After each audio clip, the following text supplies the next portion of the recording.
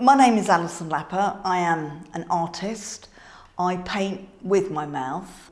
I use my shoulder more to kind of lean on and what have you, rather than paint with. It's all I've ever wanted to do is be an artist. There is cine film of me as a child. I actually used to paint with my foot up until I was about 13, and I had an operation and I've lost the use of the foot.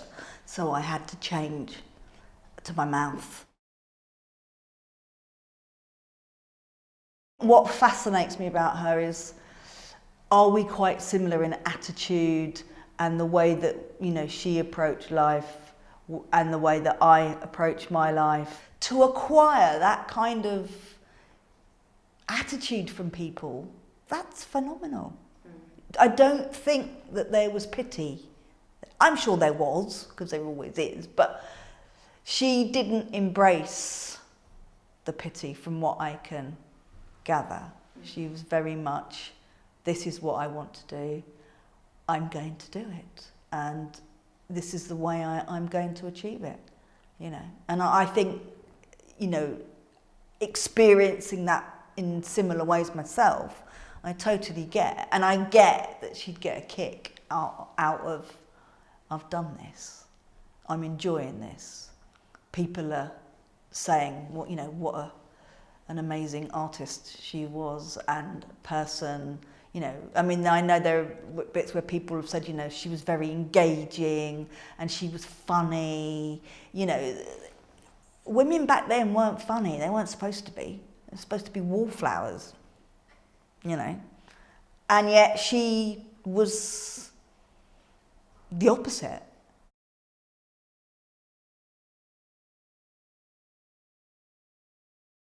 I hope because she was really proud of the fact that she did that. To her, it was a perfectly normal thing to do. You know, it's only to other people that writing either with your shoulder or your mouth or whatever is unusual to other people. But if it's your practice, if it's how you operate, it isn't any, you know, I don't know how to paint with my hands. I've never done it.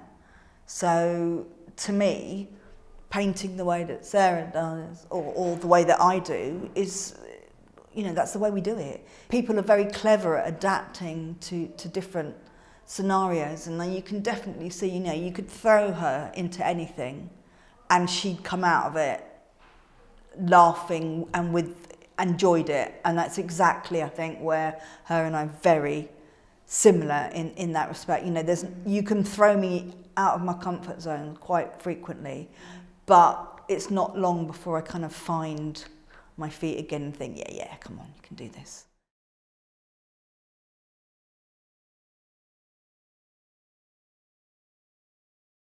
It must have been really powerful that she, without maybe other people realising it, she changed the game. She changed the way that people interacted with her, the way that they looked at her, because she was the one that was gazing at them, not the other way round.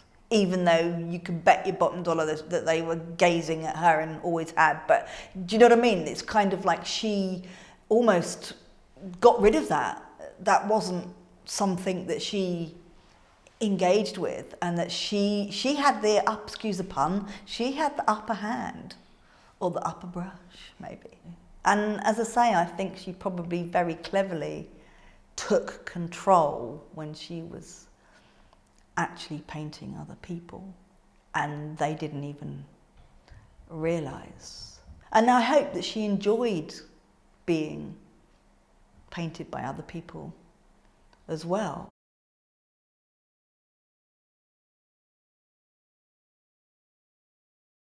For Sarah to have had her first studio that she paid for, and it was her space, it must have been so exciting and phenomenal, because I know slightly how that feels. So for her, you know, and to be able to like leave the paints out and not have to pack it all away, and faff about like that, you know, just that whole, that was her environment and her space, and I bet she made it very much hers as well, because I find that whatever influences me at the time, I tend to have that, like, you know, postcard stuck on the wall, or figurative, or whatever it is that I'm doing at the time or interested in. In my studio, I have a lot of art books. Don't read a lot of them because I'm very dyslexic, but it's the looking, it's the research of what things look like.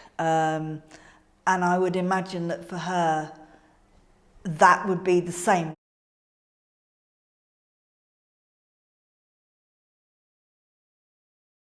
Look at the way she's dressed, you know, of her attitude.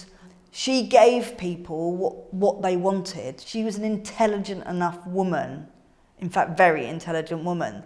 She knew exactly how to get what she wanted, what she needed, and succeeded in that. And how many people, you know, do that in their lifetimes? You know, it's not an everyday thing. You might aspire to things, but whether you actually, you know, you've got to have that determination, that grit to go, I don't care what you think about me or how I look or any of those preconceived ideas. I'm going to live my life and do what I want to do. So I go into schools, colleges, universities. I do workshops with people, and I get them to paint with their mouths and their feet. And what's really interesting is that when somebody is already naturally artistic, even if I say to them, right, put that paintbrush in your mouth or in your foot, it still comes through. They don't think it does. They think that they're doing something that's rubbish, but it still comes through.